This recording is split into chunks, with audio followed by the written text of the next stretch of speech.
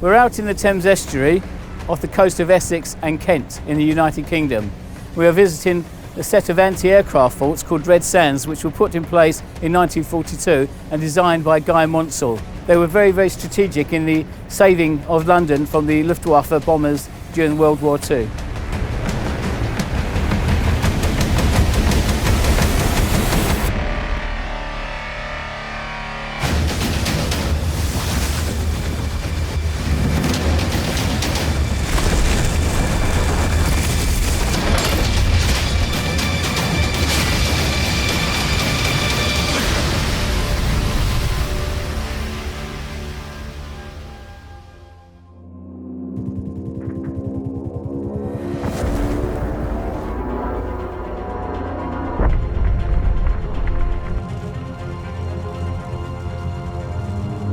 In Great Britain, the key targets for the German Air Force were airfields, plants, docks, major railway junctions and ports.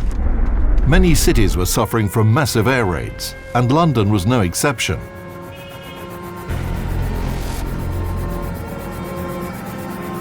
A vulnerable part of the British capital's air defence was the wide Thames estuary. It was like an avenue for Luftwaffe warplanes to approach their targets. So the Admiralty decided to cover this breach with a system of forts. They had all sorts of ideas that they thought of, but they couldn't really come to any conclusion. They looked around for people who may be able to build something or design something, and they come across Guy Monsell, who was a sort of leading architectural engineer at the time. And he came up with some ideas that he put to the Admiralty, and some of them were thrown out and some of them were thought about for a while, but they had to act fairly quickly. It was 1942. The war was becoming more and more intense, and the UK couldn't leave London unprotected from German aviation. The government approved one of Guy Monsell's projects, which had already been used when building a system of forts near Liverpool. Though this project wasn't a standard one, it was quite simple and could be built quickly. Redsands was part of a system of 3 forts located on sandbars in the Thames estuary, about 60 kilometres away from London. In August 1942, they started building towers for the future Redsands artillery battery. Each fort comprised a number of 3-story platforms, supported by hollow reinforced concrete tubes, a little over 20 meters long. This structure was loaded on a special pontoon and towed to the installation site by sea tugs. Then the tower was put onto the seabed. The towers were to be installed in a special order. The platform, with 2 40mm Bofors anti-aircraft guns, was put onto the sea first, so that it could defend other towers during their installation. Then they installed the central command tower. It was surrounded by 4 artillery towers with 94mm Mark VI anti-aircraft guns.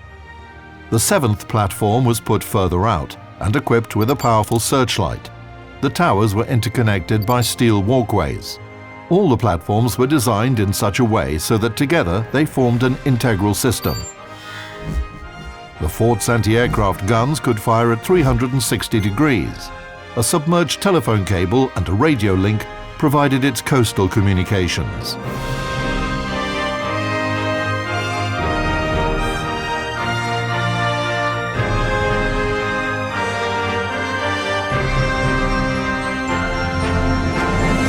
The idea of the construction as you see them now, where they're placed, is in the same sort of format and formation as it would be on land in an ordinary artillery base that you'd have on land. So it's protected by the Bofors tower and the searchlight tower are arranged in such a way that they protect each other in a way.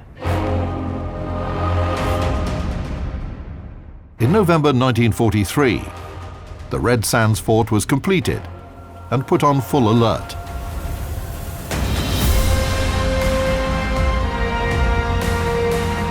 Here we are on gun tower number 1. Here's the shell locker to my left, 32 shells held in this locker. There are 3 others around the site as well. For this gun, the 3.7-inch gun. Also on the other towers as well, another 3 towers having the same gun, same shell lockers. Also the Beaufort tower, which held 2 of its own Beaufort guns. This indeed was a very good installation and very effective in World War II.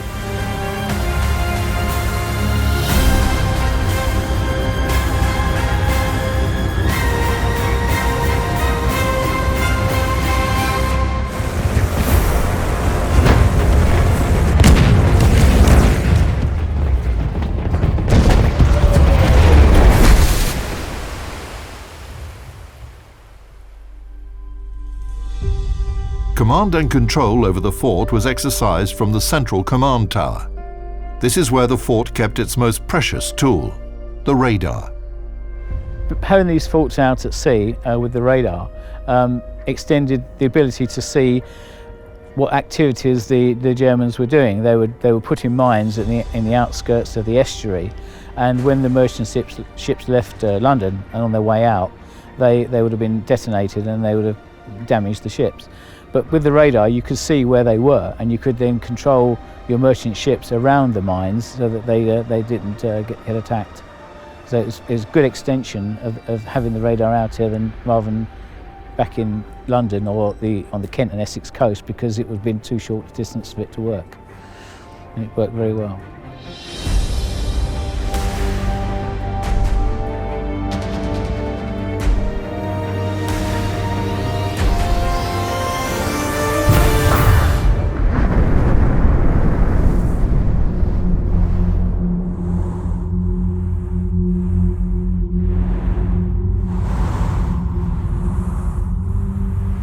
You can only guess how the soldiers felt when they arrived at Redsand. They were to spend a month in iron boxes, elevated over water in the middle of the sea, and the crews had to keep their spirits up, as they were on the front line of the British capital's air defence. And I have spoken to somebody who worked on here at that time, and he was saying that it was quite a hard job at times, and it was very, very mentally demanding, because you had to keep busy to stop yourself going a bit crazy, really.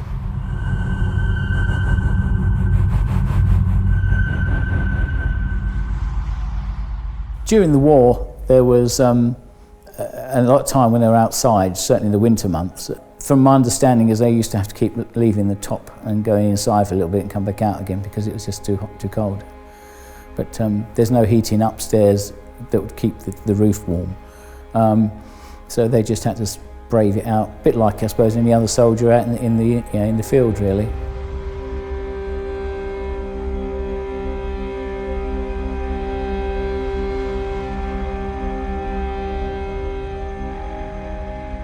But they still had to do lots of duties that were set for them on the fort. They would be things like drill service, where they would clean the searchlight tower, they'd maintain the guns, they would maintain the building itself, and generally they would look out for enemy aircraft. They would load up the shells onto the roof area and put them into the lockers there, and they would pretty much keep on testing their ability to respond fairly quickly in the event of an air raid.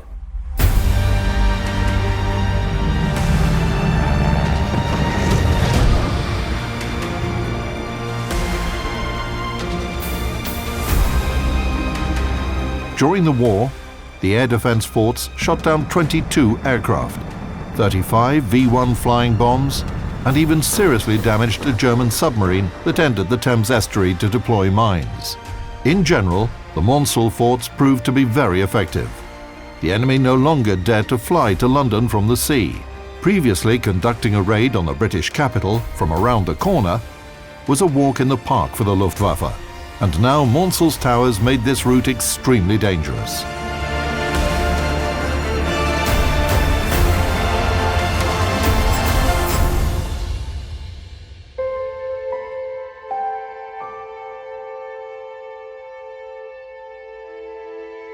When ceased of hostilities finished, with the war finishing in 1945, a caretaker crew were left on board all the forts to maintain and look after it in case anything started up again, and a lot of the time they were just playing cards and things like that, just busying themselves and not having too much to do, but trying to keep it in good condition.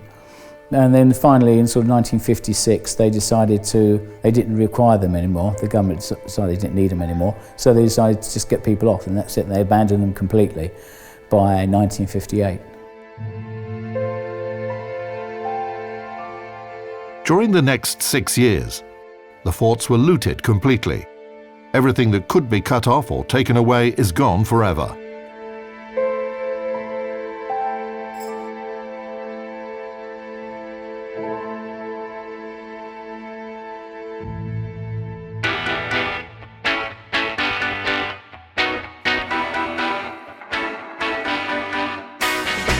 Meanwhile, the 60s were in full swing.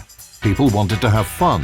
New music was becoming popular among the youth. And the only official radio station at the time, BBC, broadcasted it for only an hour a week.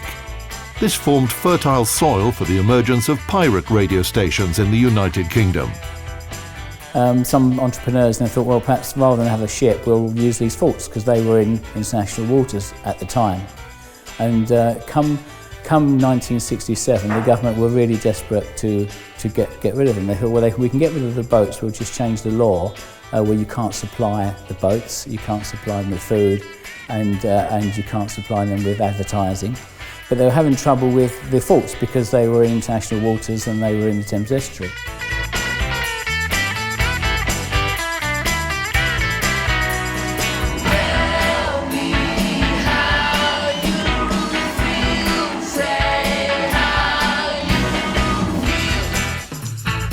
They did some crafty things, really. They decided that they would subtly get lots of sand from outside in the Thames estuary and drop it very close to middle sand, which is a sandbank, and just drop lots and lots of sand on it until very discreetly, so no one saw. And then suddenly they got the admiral of the Admiralty come out with a flag, a UK flag, and stick it on the sandbank and say it's now above water. This is the water datum line for the UK, and you're 2 miles away and not 3 miles away. And so they just changed the law of the sea, and they finally decided that they can now prosecute them under the Wireless Telegraphy Act of UK, that they will have to cease broadcasting. There was lots of appeals, and they kept on appealing and appealing, and finally that was it, they had to close down.